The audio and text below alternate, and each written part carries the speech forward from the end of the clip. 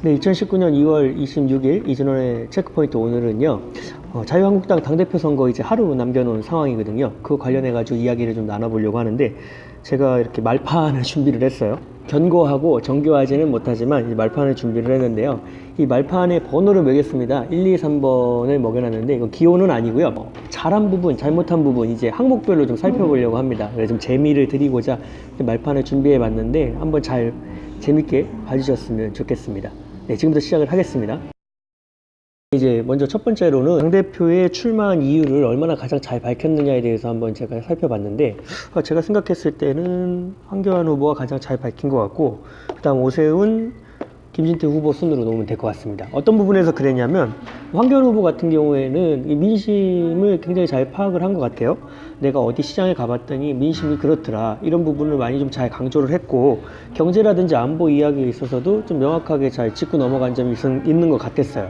오세훈 후보하고 김진태 후보는 비슷한 생각이었는데, 이 오세훈 후보가 조금 더 잘했다는 부분을 보자면은 또 극단적이지 않게 가야 된다. 이제 지금 어떻게 보면은 자유한국당이 지금 극단으로 가면은 문제가 있는 상황이잖아요. 그렇기 때문에 이제 극우가 돼서는 안 되고 중도 우파도 같이 흡수를 해서 가야 되는데, 그 부분에 있어서 흡수를 하겠다는 뜻을 잘 밝힌 것 같다는 생각을 했습니다. 김진태 후보도 우파가 가지고 있는 그런 이념이라든지 이념적 잣대를 확고히 해서 가야 된다는 걸 잘 밝히긴 했는데, 약간 좀 아쉬운 점이 있었다면 세대 교체를 이야기한 것 같아요. 세대 교체를 한다면 프랑스의 마크롱 대통령이라든지 과거 영국의 토니 블레어 총리처럼 좀 40대 기술론을 가지고 나올 수 있는 그런 신선함이 있어야 되는데, 어떻게 보면 김진태 후보가 자신이 세대 교체의 주역이라고 이야기하는 데는 좀 아쉬움이 있지 않았나 하는 생각을 해봤습니다. 네, 두 번째는 당대표가 되면 어떻게 개혁을 할 것인가에 대해서 이야기를 했는데요. 이건 좀 순서를 또 다시 좀 바꿔봐야 될 것 같아요. 어떤 순서들을 잘했다고 보냐면, 결국에는 이 김진태 후보하고 오세훈 후보만 바꿔보시면 될 것 같아요. 왜 그러냐면, 기본적으로 아이가 세 후보가 다 가지고 가는 그런 논리 정연했어요. 어떤 부분에서 그랬냐면, 결국은 당내 개파를 청산을 하고 투쟁력을 높여야 된다는 거죠. 지금 자유한국당이 어쨌든 제1야당이기 때문에 투쟁력이 굉장히 중요한데요. 투쟁하는 그런 모습을 보여준다는 게, 투쟁하는 그런 모습이 잘 드러나고 있지는 않은 것 같아요. 이전에 보면은 민주당 같은 경우에 굉장히 그 조직적으로 움직이거든요. 뭐 사안이 터지면 바로 그냥 광장 정치를 하려고 나가지 않습니까? 그런데 자유한국당은 그런 모습에 있어서는 좀 약한 모습을 보여줬다. 지난번에 그 단식 투쟁도 그렇잖아요. 단식도 그냥 간헐적 단식 해가지고 다이어트냐고 비아냥을 받기도 했는데, 그런 부분에 있어서는 투쟁력을 높여야 된다고 이야기한 것들은 다 맞다고 생각을 합니다. 그런데 제가 왜 오세훈 후보하고 김진태 후보 순서를 바꿨느냐, 이 부분에 있어서는요, 김진태 후보가 말을 잘했어요. 어떤 부분이냐면, 당내에 있는 갈등부터 일단 정리를 해야 된다는 거거든요. 당내 개파 정리가 안 되고 있어요. 계속해서 당내에서 서로 간에 총질을 하고 있다는 거죠. 그런 상황에서 어떻게 보수 대통합의 길을 걸을 수 있겠습니까? 이 같이 죽자 형식으로 가면 안 된다는 점을 참 강조한 것 같고, 아쉬운 점은 오세훈 후보 같은 경우에는 왜 아쉬웠냐면, 이분은 굉장히 또 강력하게 또 박근혜 대통령을 배제시켜야 된다 생각을 하고 있는 부분이 있어요. 그런데 지금 결국에 어떻게 됐든 자유한국당에 있어서는 박근혜 대통령을 지지하는 세력도 있고 지지하지 않는 세력도 있고, 그런데 결국에 같이 가야 된다는 부분이거든요. 칼로 무를 자르듯이 딱 잘라버리려고 하고 있는 부분인데, 이 부분이 이렇게 계속해서 진행이 된다면 개파 갈등이 더 갈등이 확산될 수밖에 없는 상황이라고 저는 생각을 하거든요. 그렇기 때문에 이 부분에 있어서는 문제가 있었기에 오세훈 후보가 3등으로 내려앉혔다고 저는 생각을 합니다. 박근혜 전 대통령 탄핵 사건에 대한 그런 평가를 내리는 부분에 있어서도 어떤 후보가 가장 잘 평가를 했다고 생각을 하느냐, 저는 이 순서를 바꿔야 되는데 계속 그 순서대로 가야 될 것 같네요.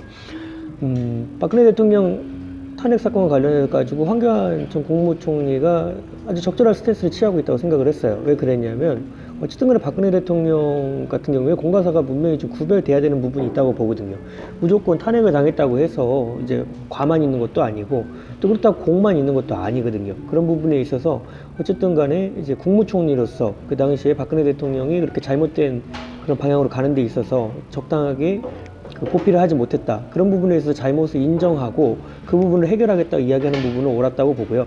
그리고 또 어떻게 보면 정치 탄핵에 어느 정도 또 그런 부분이 있었잖아요. 그런 부분과 관련을 해가지고 특검이 정치적으로 연장되거나 이러는 부분에 있어서는 이렇게 적절하게 이제 막고, 그리고 박근혜 전 대통령의 뭐 처우와 이런 것 관련해서도 많이 어느 정도 신경을 썼다는 부분이 있었던 부분으로 봤을 때 이 당원들에게 있어서는 그 부분이 크게 강점으로 작용할 것으로 보인다.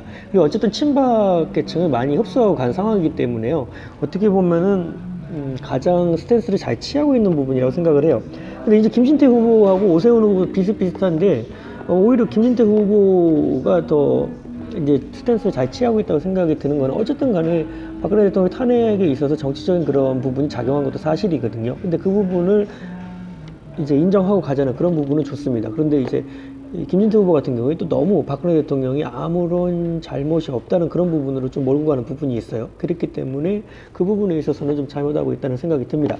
근데 오세훈 후보 같은 경우에 또 너무 정치적으로 접근을 하는 거죠. 왜냐면 박근혜 전 대통령을 이제 아예 그냥 파렴치한 정도로 몰고 가는 그런 부분도 없지 않아 있는 것 같아요. 그러니까 그런 부분으로 몰고 간다면요, 당의 분열이 계속해서 진행될 수밖에 없는 상황입니다. 그렇기 때문에 이런 부분에 있어서는 김진태 후보가 좀 더 나은 스탠스를 취했다는 생각을 하게 됩니다.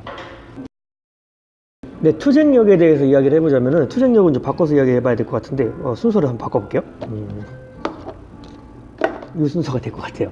왜 그러냐면 오세훈 후보가 그래도 4년간 정치 경력이 있어서 그런지 투쟁력이 좀 굉장히 강하다는 느낌을 받았어요. 이렇게 뭐 질문을 하나 하더라도 좀 후보들이 좀 긴장할 만한 질문을 좀 했던 건 사실이거든요. 그런 부분에 있어서는 아주 투쟁력은 강한 건 사실이다. 또 김진태 후보도 마찬가지로 투쟁력이 강합니다. 김진태 후보는 뭐 필드형 정치인이죠. 뭐 태극기 집회 나가가지고 강력하게 항의하기도 했고 이런 부분으로 봤을 때 필드형 정치인이기 때문에 강력한 그런 투쟁력도 갖고 있다고 생각을 해요. 이 두 사람 계속 붙어 있는데 계속 비등비등해요. 이런 부분에 있어서는. 근데 이제 황교안 후보 같은 경우에 좀 아쉬운 부분이 뭐냐면은 좀 이렇게 좀 온건하고 온화한 이미지가 있어요. 지금도 많이 강력해진 부분은 있는 것 같은데 그렇지만 아직 좀 강력하게 찌르는 그런 부분은 없었다는 거죠. 그러니까 뭐 질문을 하더라도 좀 아주 촌철살인과 같은 질문을 해야 되는데 그런 부분에 있어서는 아직 좀 부족한 부분이 있지 않았는가 하는 생각을 한번 해보게 됐습니다. 네, 대한민국 보수의 세 길에 대해서 이야기한 거를 한번 살펴보자면요. 순서를 이건 또 다시 돌아오네요. 황교안 후보, 그리고 오세훈 후보, 김진태 후보 이 순으로 가야 될 것 같아요. 왜 그러냐면 황교안 후보 같은 경우에는 국민 속으로 들어가자는 그런 캐치프레이즈를 발표를 했어요. 맞는 말인 것 같아요. 국민 속에 찾아야 돼요. 지금 보수의 세 길을 찾기 위해서는 국민들이 바라는 것이 무엇인가, 보수파를 지지하는 사람들이 바라는 것이 무엇인가를 정확하게 좀 짚어야 될 부분이 있다고 생각을 했고요. 오세훈 후보 같은 경우에도 영국의 보수당이 오랜 시간 걸어온 그것을 좀 바라봐야 된다고 생각을 했다고 하더라고요. 이 부분도 저도 공감을 해요. 왜 그러냐면 마거릿 대처 같은 경우에도 이제 보수당이 과거에 이제 노동당하고 어느 정도 그냥 합력한다는 형태에서 좀 지고 갔던 그런 부분들이 있었어요. 그런 부분들이 영국병을 낳았다고 생각을 하고 굉장히 강력하게 개혁을 걸었거든요. 그런 부분에 있어서는 보수파인 자유한국당도 그렇게 가야 된다고 이야기한 것은 바람직하다 생각을 합니다. 이제 김진태 후보 같은 경우에는 이제 초보운전자, 음주운전자, 자신을 모범운전자라고 표현을 했는데 이 부분 좀 너무 과했다. 이제 그렇게 생각을 합니다.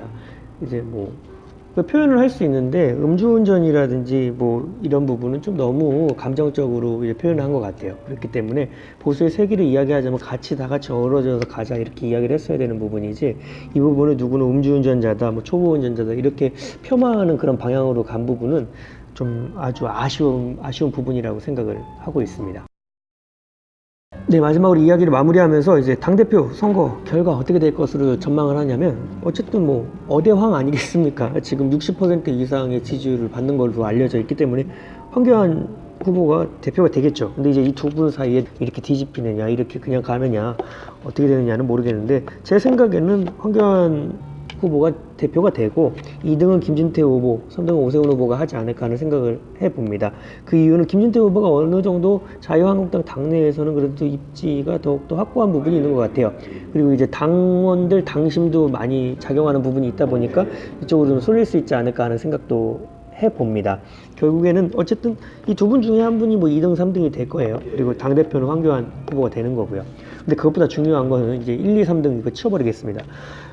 이 세 분이서 협력을 해야 돼요. 왜 그러냐면 당이 지금 보수 야당으로서 그리고 제1야당으로서 정확한 입지를 확고히 하기 위해서는요, 투쟁력도 높여야 되고 당내에서 총질을 하는 것도 줄여야 됩니다. 서로가 협력해서 무언가 쟁취를 해내야 된다는 거죠. 문재인 정부에 대해서 강력하게 항의를 해야 된다는 부분이에요. 이 부분에 있어서는 어쨌든 간에 세 분이 화합을 하고 같이 힘을 협력해 나가야 된다고 생각을 합니다.